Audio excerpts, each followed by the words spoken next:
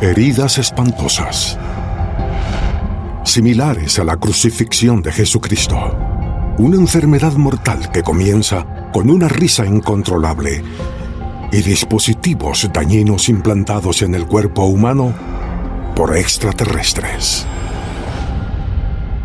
A lo largo de la historia, los relatos de dolencias inexplicables del cuerpo y la mente han generado una curiosidad morbosa y un miedo tangible, desde heridas misteriosas que aparecen sin motivo aparente hasta una extraña locura que hacía bailar a la gente hasta morir. ¿Son estas extrañas aflicciones solo creaciones de la mente? ¿O acaso surgen de fuerzas invisibles más allá de nuestra comprensión? Es lo que intentaremos averiguar.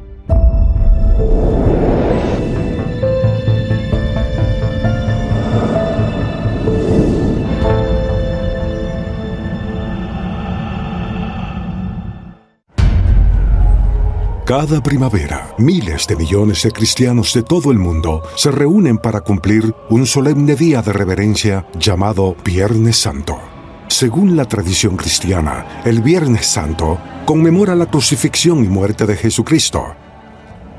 Esta práctica sagrada se lleva a cabo desde hace casi 2000 años e implica la asistencia a misa, la veneración de la cruz y elaboradas procesiones. Aunque el Viernes Santo es una ocasión sombría, la crucifixión es un acontecimiento crucial que se encuentra en el corazón del cristianismo. En la espiritualidad de la fe cristiana, la crucifixión de Jesús no es solo una tragedia de muerte, sino un signo del sufrimiento de Jesús. Cuando hoy pensamos en la crucifixión, pensamos en las heridas de Jesús cuando fue crucificado, que incluyen los agujeros en sus manos, pies y vientre. Pensamos en la corona de espinas. Así que hay muchos tipos diferentes de heridas y nos recuerda cuánto sufrió Jesús por nosotros. La crucifixión es obviamente un hito profundo en la fe cristiana, pero curiosamente durante siglos la gente ha estado sufriendo una rara y perturbadora afección relacionada con la muerte de Jesucristo. Esta extraña aflicción se conoce como estigma. Los estigmas se producen cuando una persona queda marcada de una forma física que representa las heridas que Jesús sufrió en la cruz. La mayoría de los estigmas se producen en lo que se conoce como las 5 llagas de Cristo: 2 en las manos, 2 en los pies y 1 en el vientre. Desde la Edad Media ha habido miles de casos sin contar. Por decirlo sin rodeos, los estigmas, a pesar de implicar sufrimiento físico, se consideran una bendición, un privilegio. Es casi como si la persona afligida llevara una carga sagrada o divina. ¿Cómo pueden aparecer inexplicablemente lesiones similares a las de Jesucristo en personas corrientes?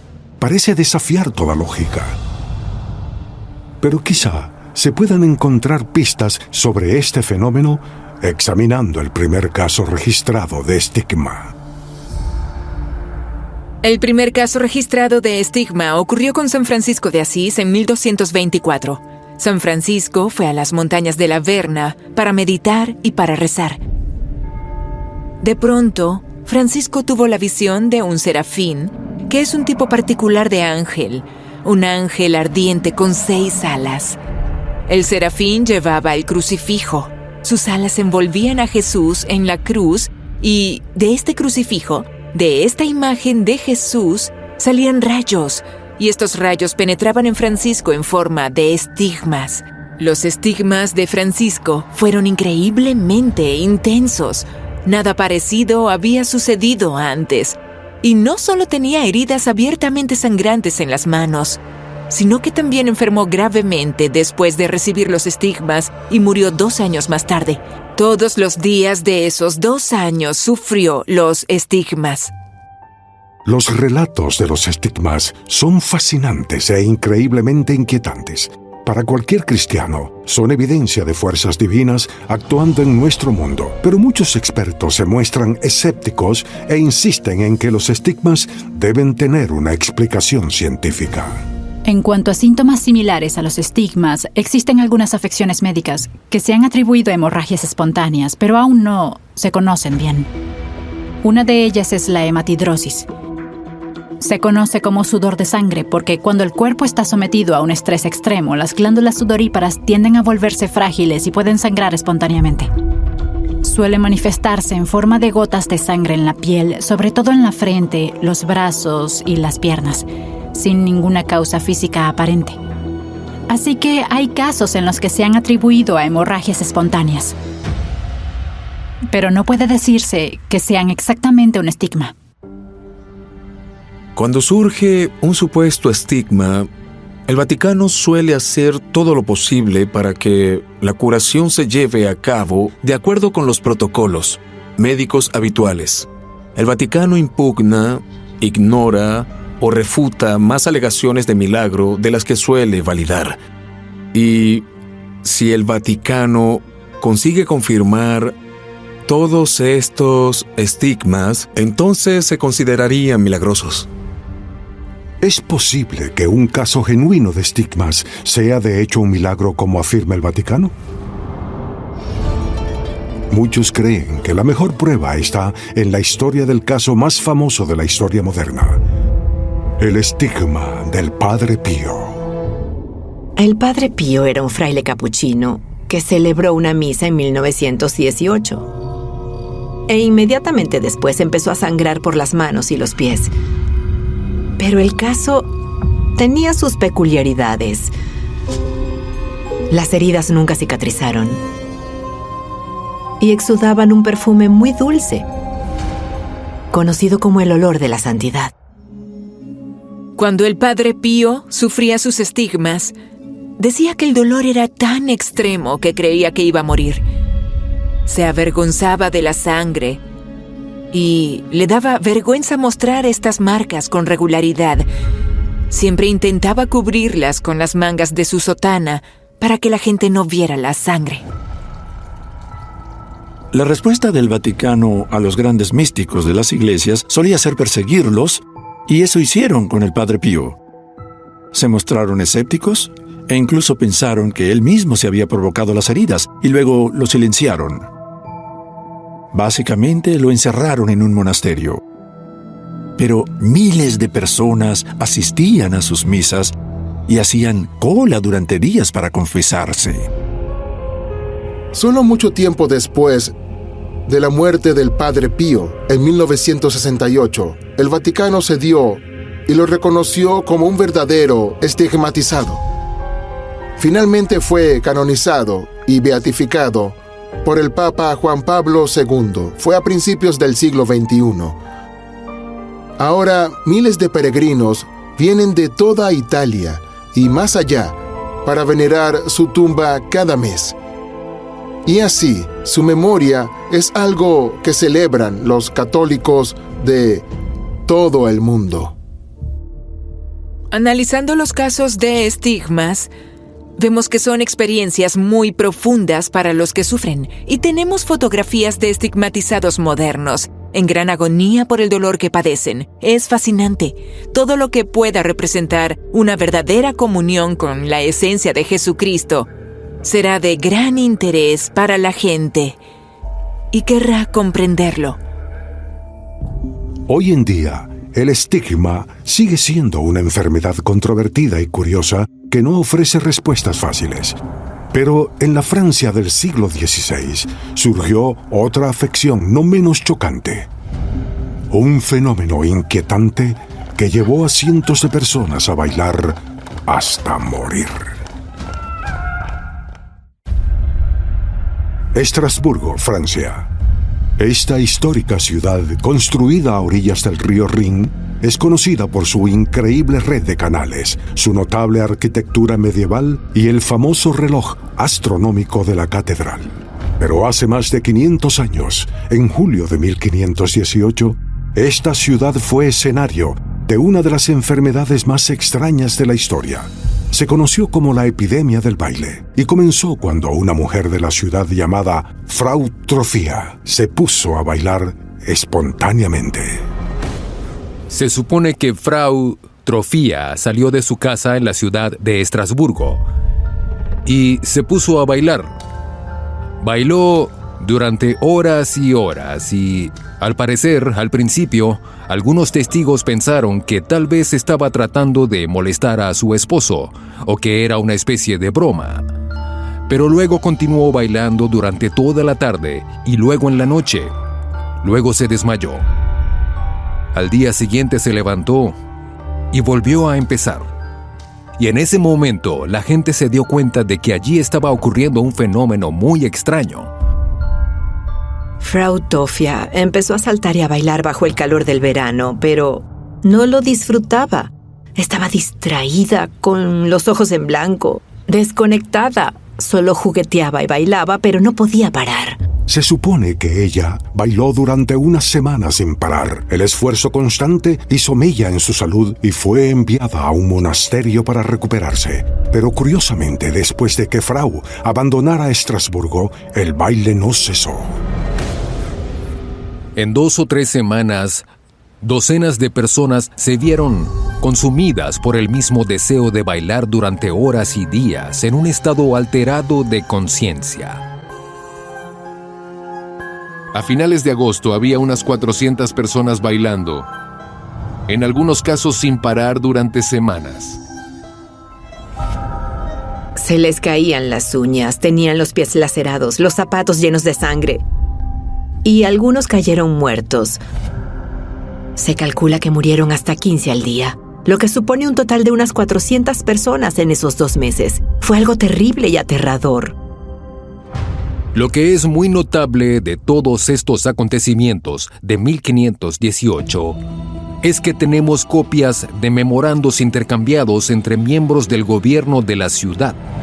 Hubo acalorados debates en la ciudad sobre la causa de este brote de bailes. Y dejaron muy claro que la gente no quería bailar, que era algo totalmente involuntario. ¿Qué pudo dar lugar a un tormento tan extraño y mortal? Por aquel entonces, la gente de Estrasburgo empezó a sospechar que la epidemia de baile era obra del diablo. Se consideraba una forma de posesión, así que empezaron a buscar posibles explicaciones sobrenaturales. Y lo primero que pensaron fue que podría haber sido instigada por el mismo diablo. Así que intentaron purgar todo pecado de la ciudad, pero no funcionó. Cuando el destierro del pecado fracasó, los lugareños empezaron a preguntarse si la epidemia del baile no era obra del diablo, sino tal vez de un santo católico llamado Vito. San Vito es un santo importante de la Iglesia europea de finales de la Edad Media. Existía la fuerte creencia de que había ciertos santos que podían curarte de una enfermedad concreta, pero que si eras pecador, te castigaban infligiéndote la enfermedad. Se creía que San Vito causaba trastornos de movimiento, incluido el baile compulsivo, así que tenía sentido para la gente de la época que si alguien bailaba salvajemente era porque había ofendido a San Vito.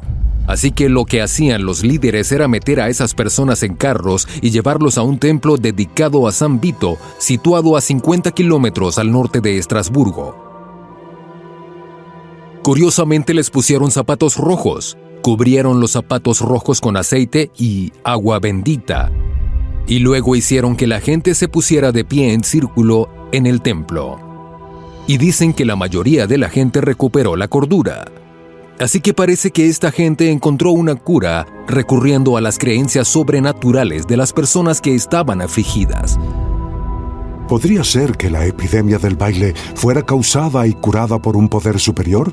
Aunque esto tenía sentido en la Europa medieval, en los tiempos modernos, los expertos han propuesto una teoría más científica. Afirman que este espantoso frenesí de baile fue el resultado de una enfermedad psicógena masiva, o como es más conocida, histeria colectiva.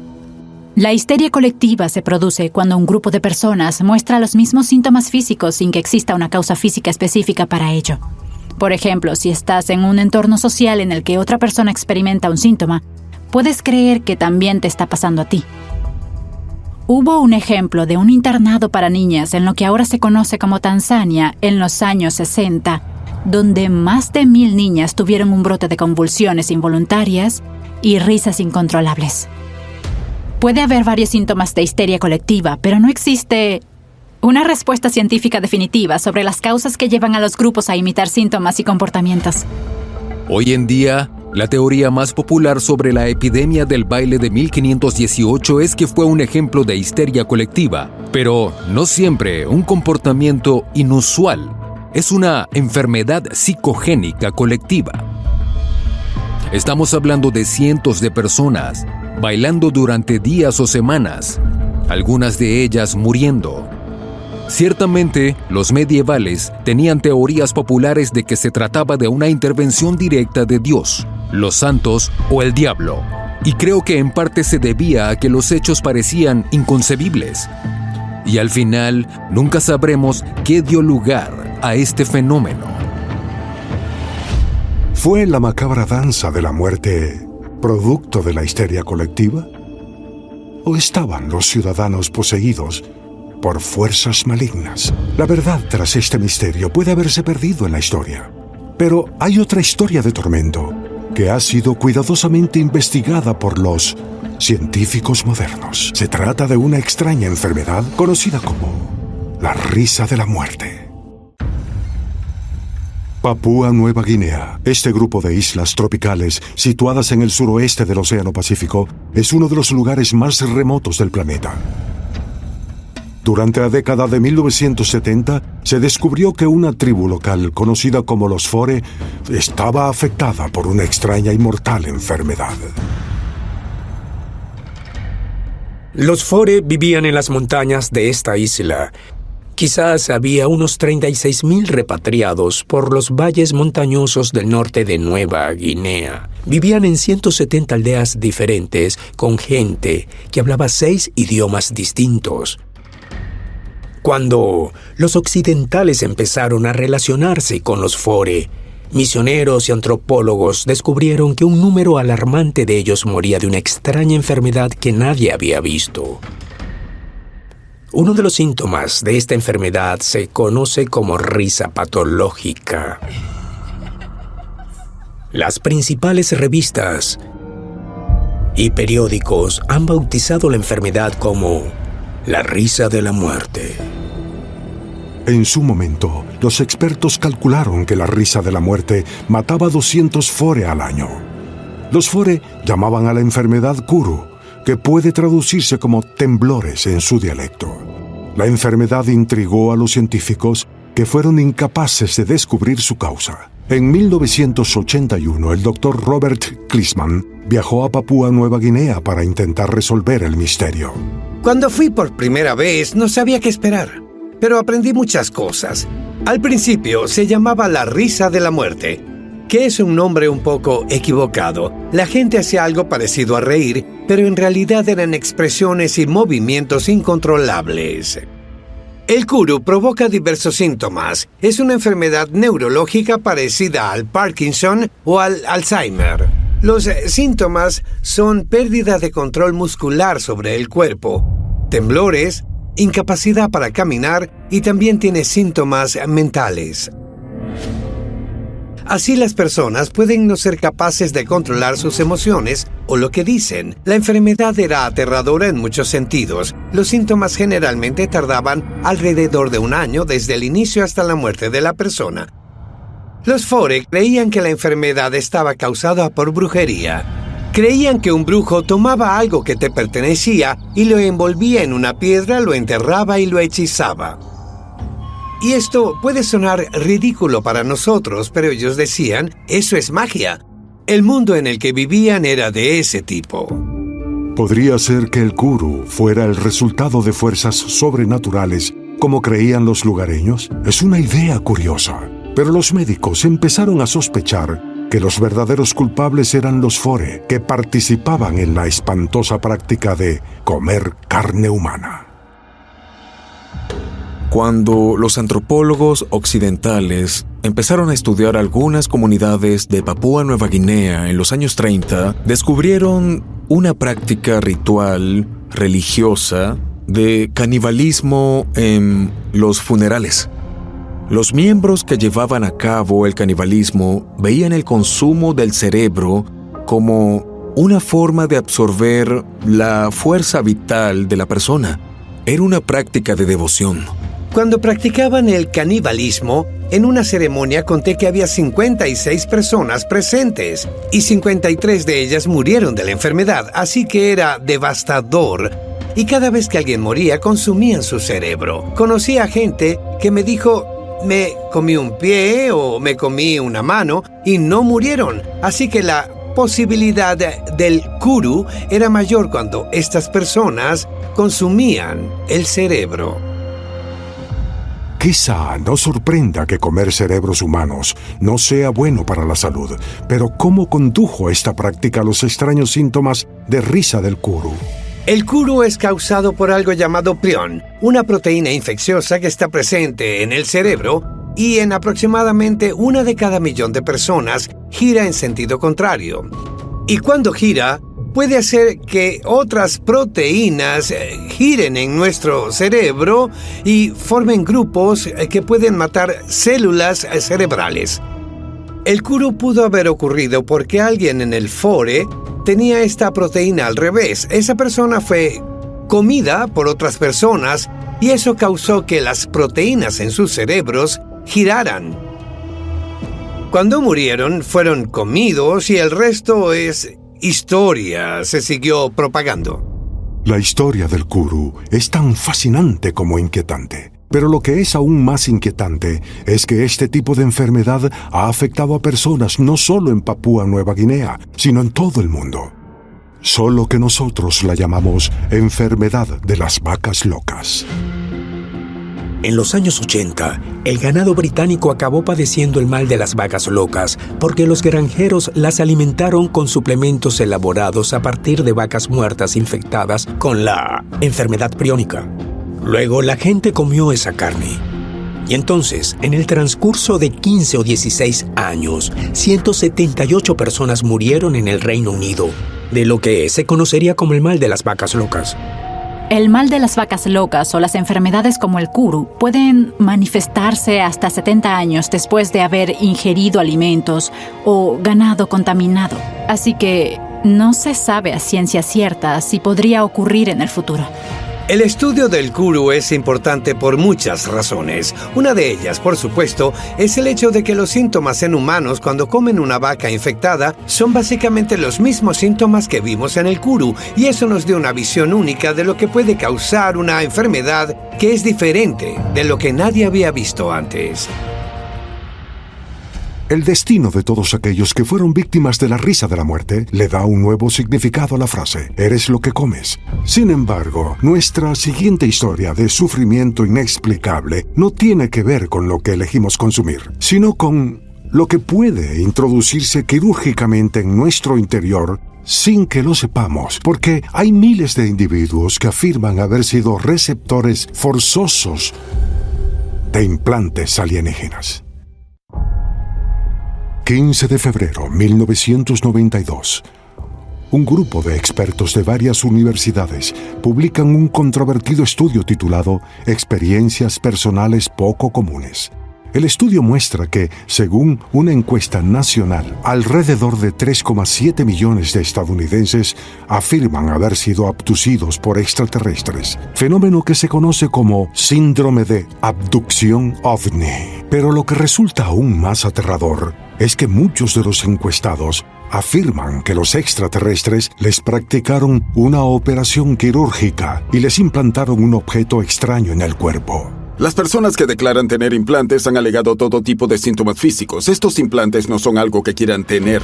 Algunos afirman tener fuertes dolores de cabeza o dolores extremos en el lugar donde se insertó el implante. Otros afirman haber tenido problemas de visión o audición. La mayoría de los abducidos creen que estos objetos se utilizan para rastrearlos y encontrarlos cuando vuelven a ser abducidos.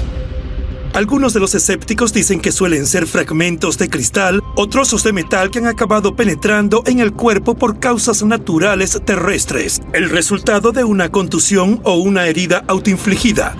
Pero los estudios médicos han demostrado que quienes creen tener estos implantes alienígenas en su interior están totalmente convencidos.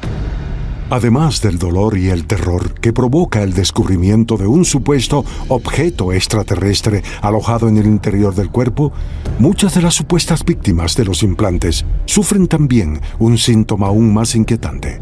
Afirman que estos implantes han acabado invadiendo sus mentes. Lo más convincente de algunos de estos informes sobre implantes alienígenas es el hecho de que las personas, los anfitriones, afirman oír voces. Los primeros informes sobre implantes alienígenas decían que eran dispositivos de comunicación de criaturas que aparecían por la noche. Recibían mensajes y decían: siento como si hubiera otra persona dentro de mí.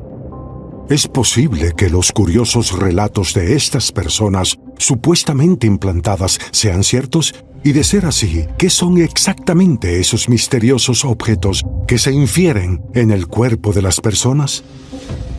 Los Ángeles, California, enero 1998.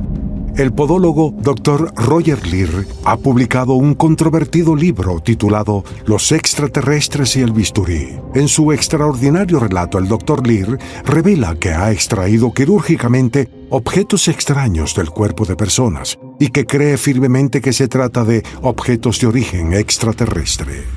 El doctor Roger Leir, ya fallecido, afirmó haber extraído más de una docena de implantes alienígenas de sujetos.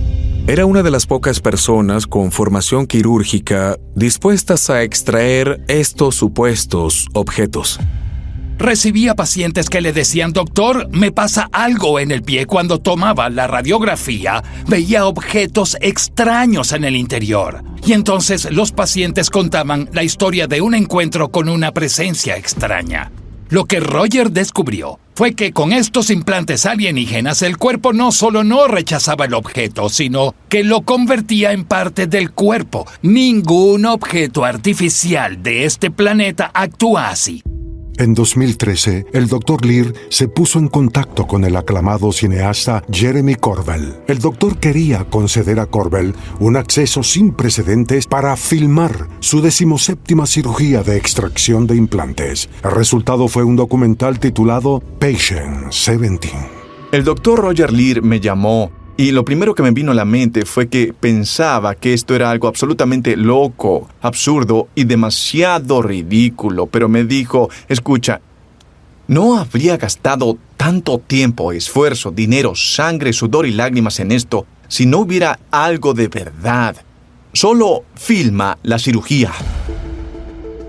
Así que tomé mi cámara, entré, y lo que realmente me impactó fue que había un sujeto que estaba a punto de subirse a esa mesa de operaciones y que lo abrieran para extraer un cuerpo extraño, y él no sabía lo que era.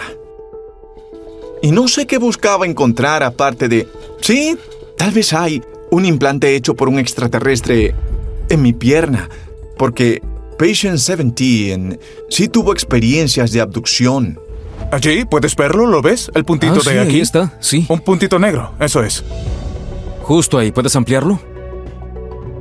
Después de la operación para extraer el implante, el Dr. Roger Leir quiso darme una especie de autonomía en mi trabajo de investigación sobre lo que cortó de la pierna de este hombre, enviándome a mí mismo a un laboratorio nacional para obtener los datos en bruto y luego pasármelos. Cuando obtuvimos los análisis, las proporciones isotópicas, que son una especie de buen indicador o barómetro de cosas que no se encuentran habitualmente en la Tierra, estaban en picos altos, lo que indicaba que el objeto no era terrestre. no se había forjado aquí en la Tierra. Puedo dar fe de que cuando se obtiene una muestra con una lectura así, merece la pena seguir investigando. Cuanto más nos damos cuenta de la presencia de ovnis en el cielo, más nos damos cuenta de que es posible que haya millones de personas en el planeta caminando con implantes alienígenas en los pies, en las manos, y no tienen ni idea de ello. ¿Con qué propósito? No lo sabemos. ¿Podría ser que millones de personas tengan implantes alienígenas sin siquiera saberlo? Bueno, es una teoría fascinante, pero hay otro misterio mucho más antiguo que es igual de intrigante. Se trata de un antiguo noble que intentó curar sus diversas dolencias con el poder de piedras mágicas. Wiltshire, Inglaterra. En la cima de la llanura de Salisbury está la que es sin duda la estructura más antigua y emblemática del mundo, Stonehenge. Construido alrededor del año 3100 a.C., este enigmático monumento ha cautivado la imaginación de todo el mundo durante siglos. Pero lo que muchos no saben es que el paisaje de Stonehenge es también un enorme cementerio. En toda la zona se han encontrado miles de esqueletos antiguos y al parecer muchos de los fallecidos sufrían de aflicciones devastadoras. Los alrededores de Stonehenge están plagados de personas que han sufrido todo tipo de traumas, desde los más mundanos hasta afecciones muy graves. Está muy claro que muchos de ellos tenían lesiones físicas, como brazos rotos o ese tipo de cosas. Por ejemplo, en uno de los esqueletos de esas personas, en la rodilla izquierda, no hay rótula. Había algún tipo de trauma. La segunda cosa que está claramente mal es que hay un absceso en la mandíbula que debió haber sido insoportable en vida.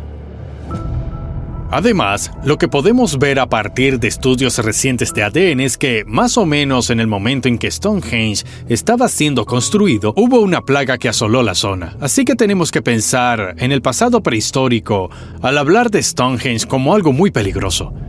Gente muriendo o quedando herida por estas diferentes enfermedades y plagas. Es fácil suponer que muchas de las personas enterradas alrededor de Stonehenge sufrían diversas dolencias porque vivían en la antigüedad y no recibían tratamiento médico adecuado. Pero según los arqueólogos, la verdad puede ser mucho más intrigante. En 2008 se anunció un importante descubrimiento sobre Stonehenge. Montones de esqueletos enterrados en la zona y el 50% de ellos procedía de otra región. ¿Qué nos dice esto? Que fueron allí por algo. Que fueron allí por una razón. Es posible que Stonehenge se utilizara como lugar de curación, una especie de templo curativo. ¿La gente viajaba a Stonehenge para curarse? Y si es así, ¿qué les hacía pensar que ir a este extraño monumento les curaría? Algunos sostienen que las respuestas pueden encontrarse examinando las propias piedras y, más concretamente, las conocidas como Blue Stones. Alrededor de Stonehenge, la estructura externa está hecha básicamente de piedras locales. Estas son las que vemos más a menudo, pero dentro de Stonehenge tenemos las Blue Stones. Se llaman Blue Stones porque tienen una especie de color azul verdoso y también tienen manchas blancas en el interior.